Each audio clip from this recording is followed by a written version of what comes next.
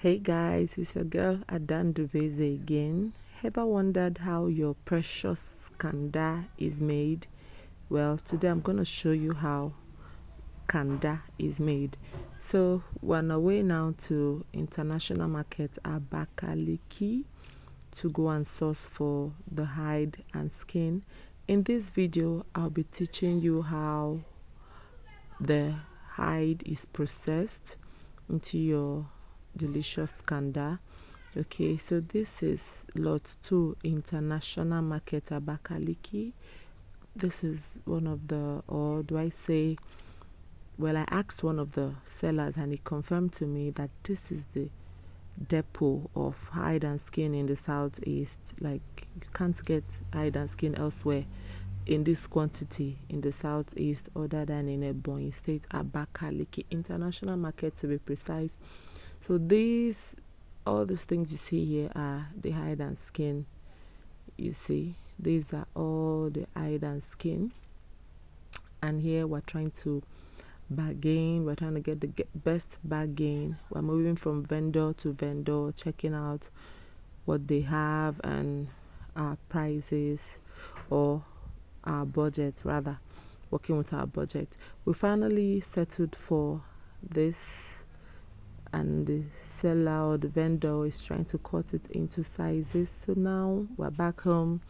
We're gonna soak it in water. To process the hide and skin, you have to first of all soak it in water, submerge it in water, soak it for about an hour or two, depending on how thick the skin is. So I'm trying to add water now, and the bath is not staying in one place. So now I'm pouring water, enough water that will cover it, and after that you press it down, make sure it is submerged in water. So after 1 hour we'll come back to wash it. We're going to be washing it with iron sponge.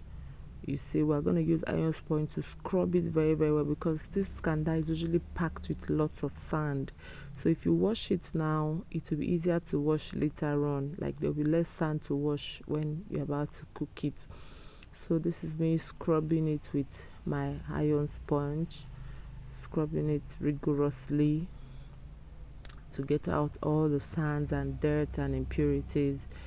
Okay, you can see how soft it is looking. That's because that's soaked up.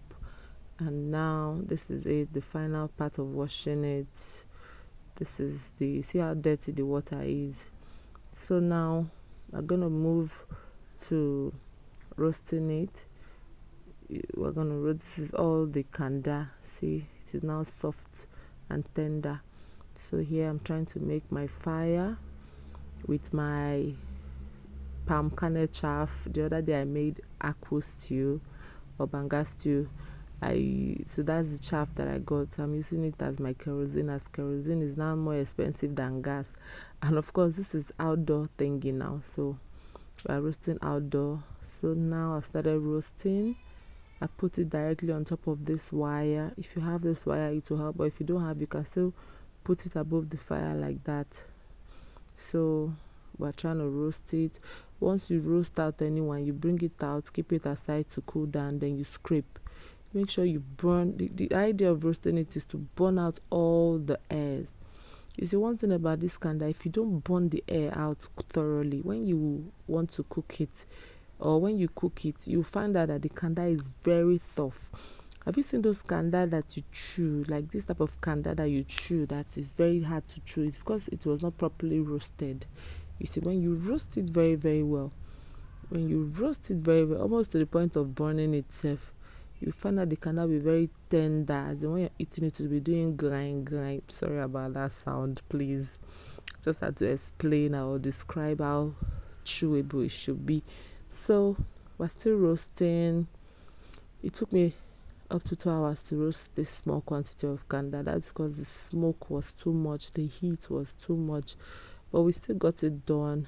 My baby girl, my daughter, is the video woman, and she's finding it difficult to stay close to the smoke. That's why this video is shaking like this. Sorry about that, please. So we kept on roasting, and this is the final product. This is our kanda Please like this video, give us a thumbs up, and then follow. Please subscribe to my YouTube channel.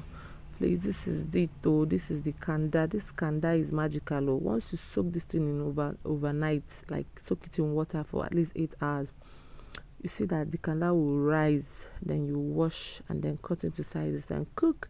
Thank you for watching. Bye.